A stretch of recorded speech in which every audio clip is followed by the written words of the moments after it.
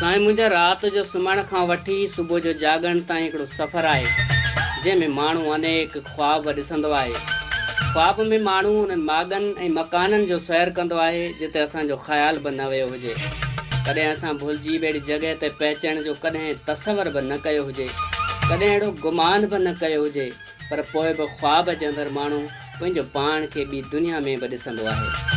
ये ख्वाब ई आहिनि जेके मकान खां ला मकान ताईं रूह ज़मीन जो सैर बि कराईंदा आहिनि।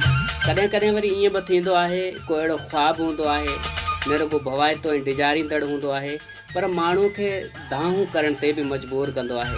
त कॾहिं वरी अहिड़ा ख्वाब बि माण्हू ॾिसंदो आहे जंहिंसां माण्हू जी दिलि न रुगो बाग़ बहार थी वेंदी आहे के हसरतूं ऐं उमेदूं हूंदियूं आहिनि जेके ज़ाहिरी तरह त पूरियूं थी न आहिनि सघंदियूं, पर ख्वाबनि ज़रिए माण्हू उहे मुरादूं बि माणे वठंदो आहे। बकौल कंहिं शाइर जे ॾिठो मूं ख्वाब हो हिकिड़ो मिलण महबूब आयो हो।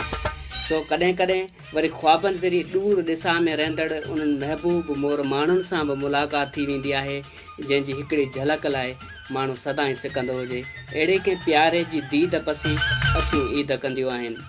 साईं मुंहिंजो अॼु मौज़ू तव्हांखे कीअं लॻो पंहिंजे राय खां ज़रूरु आगाह कजो। मोकिलायूं था हमेशह जे अॼु बि उन्हनि सिटनि सां त हिकिड़ी सिहत शरीर जी ॿियो पिरीअ जो पाण।